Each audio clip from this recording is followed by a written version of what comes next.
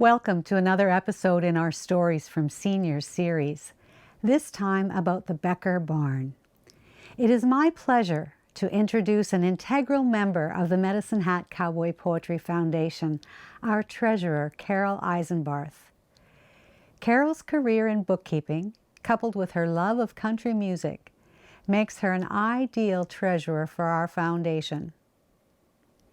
Carol grew up as Carol Becker on a farm north of Medicine Hat in the Schuler area. She and Jen Zollner, our president, would play guitar and sing together while their parents played cards. Carol and her husband played in a family band, Relative Sound, for 45 years. They've lost a few members along the way, but still like to get together to play and sing. After living for years on a farm, Carol admits it has been an adjustment living in an apartment, but she has great memories of life on the farm, including this story about her family barn. I'm Carol Eisenbarth, daughter of Adam and Annie Becker. We lived in the Rose Glen district. It was close to Schuler, about 11 miles west of Schuler. We had a beautiful barn on this place. My grandfather actually built this barn. The way I can figure it out, my dad was probably about 15 or 16 when they built that barn. So it was probably around 1935, 34, somewhere in there. Actually, my grandfather, Henry Becker, built the barn.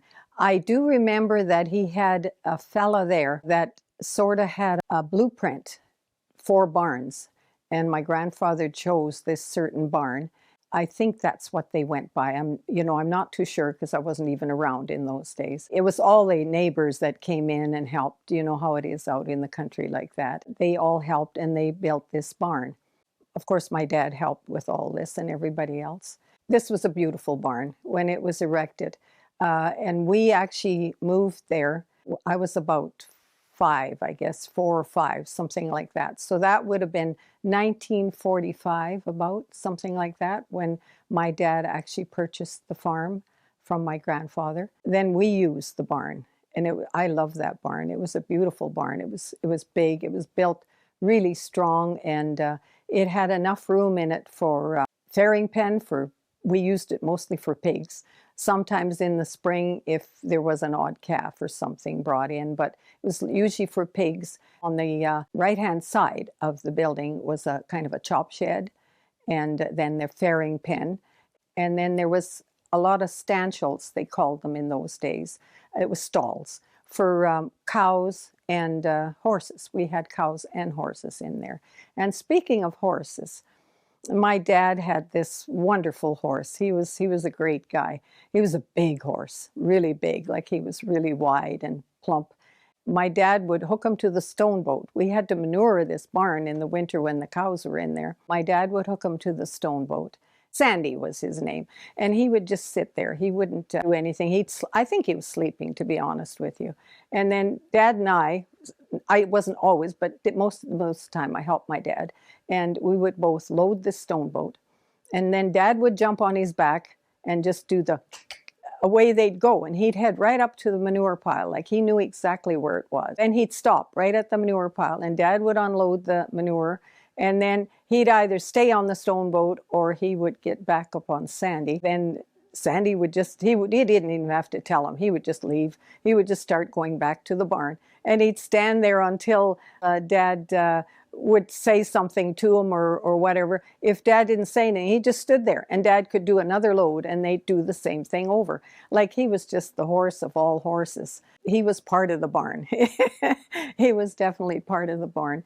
Mom and Dad, they were great friends with Albert and Olga Roth. Dad had to kind of move to town because his health was starting to go. So Albert Roth bought the farm, and then they actually moved the barn. And that is another story.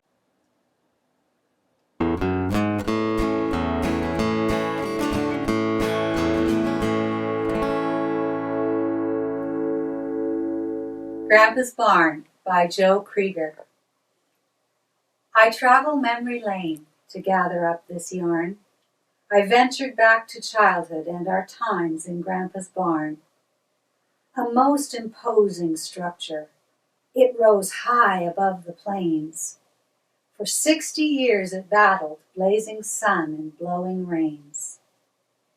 Painted red, of wood construction, an icon of its day, it housed milk cows, cats, and horses, stored grain and tools and hay. It had 1,000 places for a little kid to hide, with a breezeway down the middle and a loft on either side. There were horse stalls, several granaries, and a milking parlor too. Whenever we stayed at Grandpa's, there were lots of things to do. We loved to go with Grandpa when it was milking time, and we listened to the rhythm as he squirted out a rhyme.